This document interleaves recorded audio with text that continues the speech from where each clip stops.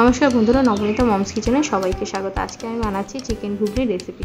এখানে আমি দু রকমের ঘুগনি নিয়েছি, কাবলি ছোলা আর মটর। এই দুটো আমি সারা রাত ভিজিয়ে রেখে দিয়েছিলাম। এইবার সকালবেলা আমি প্রেশার কুকারে সেটাকে করছি। তোমরা যদি চাও বিকেলবেলা করতে, তখন সকালবেলা তোমরা ভিজিয়ে রাখতে পারো, তাহলেই হবে। দেখো, প্রেশার কুকারে আমি ঘুগনিগুলো দিয়ে দিচ্ছি। আর ঘুগনি যেহেতু আমার অনেকক্ষণ ভেজানো হয়ে গেছে, সেই অনেকটা বেশি টাইম ধরে ভিজে গেছে, ওই জন্য আমি একসঙ্গে আলুগুলোও দিয়ে দিলাম। দিয়ে আমি সব কিছু দিয়ে একটু প্রেশারে সিটি দিয়ে দিচ্ছি। দেখো, এখানে আমি জল দিয়ে দিচ্ছি, যতটা সব কিছু হবে সেই রকম হবে, 1 কড় মতো একটু বেশি জল দিয়ে দিলাম। এইবার আমি প্রেশার কুকারে 2 থেকে 3টে সিটি দিয়ে দেবো। এইবার কড়াইটা ভালো করে গরম করে তাতে তেল দিয়ে দিচ্ছি। তেলটা ভালো করে গরম হয়ে আসলে আমি কিছু গোটা গরম মশলা দিয়ে দেবো। এখানে আমি তেজপাতা আর শুকনো লঙ্কা দিয়ে দিলাম। পরে দিয়ে দিচ্ছি একটু 1 টেবিল স্পুন মতো গোটা জিরে। জিরেটা একটু হালকা ব্রাউন হয়ে গেলে তখন আমি একটা বড় সাইজের একটা কুচনো পেঁয়াজ আমি দিয়ে দিলাম। পেঁয়াজটাকে আমি ভালো করে ভেজে নেব।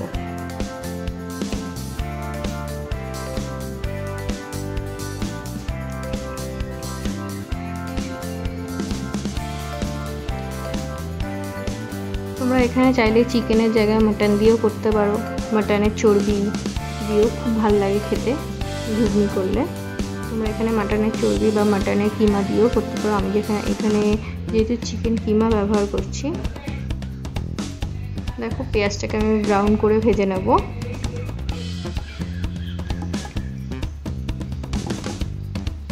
এবার আমি দিয়ে দিচ্ছি এখানে কিছু কুচনো রসুন। এখানে আমি 10-20টার মতো রসুন নিয়ে নিয়েছি। সেগুলোকে ভালো করে চপ করে আমি সেগুলো দিয়ে দিলাম। এটাকে একসঙ্গে ভালো করে ভেজে নেব। একটু টাইম নিয়ে ভাজতে হবে। এটা লো টু মিডিয়াম ফ্লেমে দিয়ে একটু ভাজতে হবে।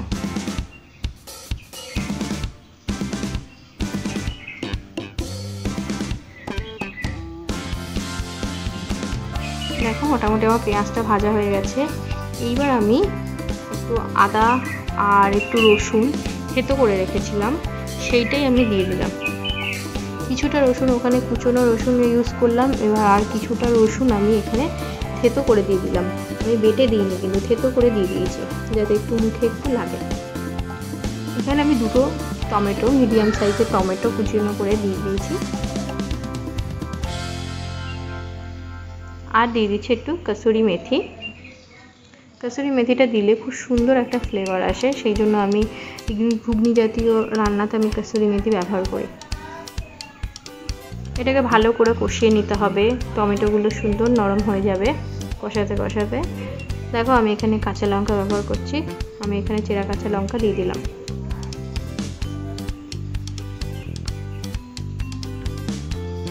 আমি এখানে হলুদটা দিতে ভুলে গেছিলাম, তাই আমি এখানে হলুদ আর নুনটা অ্যাড করে দিয়েছি। 1 টেবিল স্পুন মতো হলুদ আর 2 টেবিল স্পুন মতো নুন দিয়ে আমি ভালো করে কষিয়ে নিয়েছি। এইবার দেখো, চিকেন কিমা আমি এই মশলাটার মধ্যে দিয়ে দিলাম। এইবারে চিকেন কিমাটা তোমরা বাজার থেকেও লোকাল যে সবগুলো রয়েছে চিকেনের, সেখানে বললেও অনেক সময় চিকেন কিমা করে দেয়। আবার তোমরা চিকেন কিমা বাড়িতেও বানিয়ে নিতে পারো। দেখো, চিকেন কিমাটা আমি ভালো করে নাড়িয়ে ঢেকে দিয়েছিলাম 5 মিনিটের জন্য। কি সুন্দর জল বেরিয়ে গেছে। এটাই হালকা হালকা করে কষিয়ে নিতে হবে।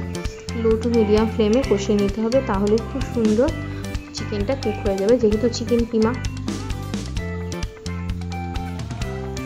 আমি এটা যেহেতু বাজার থেকে করে এনেছি, ওই জন্য একদম ছোট ছোট হয়ে রয়েছে। তোমরা তাহলে এর থেকে আরেকটু বড় করেও বাড়িতে কিমা করে নিতে পারো। খুব সুন্দর টেস্ট হবে, তাহলে মুখে খুব সুন্দর চিকেনটা পড়বে।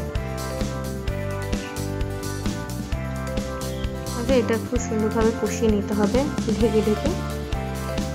আবারও আমি একটু ঢেকে দিচ্ছি 5 মিনিটের জন্য।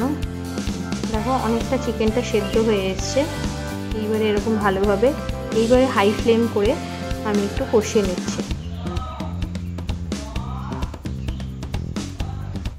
ভিডিওটা স্কিপ না করে ভিডিওটা দেখুন। ভালো লাগলে লাইক, শেয়ার ও সাবস্ক্রাইব করুন, যাতে নতুন নতুন ভিডিও নোটিফিকেশন সবার আগে আপনাদের কাছে পৌঁছায়। দেখো অনেকটা আমার চিকেন কষানো হয়ে গেছে, আর দেখো নিচটাতে আমার লেগে লেগেও যাচ্ছে। এই পর্যায়ে বুঝবে যে নিচে যখন চিকেনটা একটু লেগে লেগে যাচ্ছে তখন বুঝবে চিকেনটা অনেকটা হয়ে গেছে। আর একটু আমি ভালো করে কষিয়ে নিচ্ছি, একদম পুরো এই চিকেনটাকে না একটু ভাজা ভাজা করে নিতে হবে।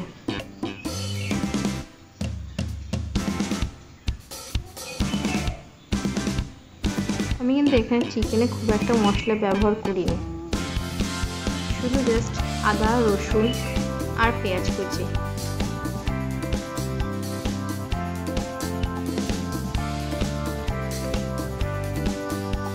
দেখো খুব সুন্দর কষানো হয়ে গেছে।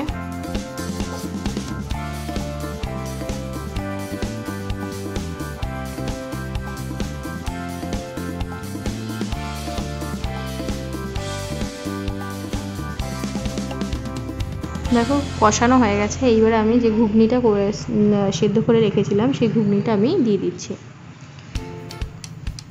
ঘুগনিটা নাড়িয়ে যদি জল লাগে তোমরা ইউজ করতে পারো। এখানে দেখো আমার অনেকটা জল টেনে গেছিলো, তাই আমি আরও জল দিয়ে দিলাম। এইবারে ঘুগনিটা একটু ফুটতে দেবো।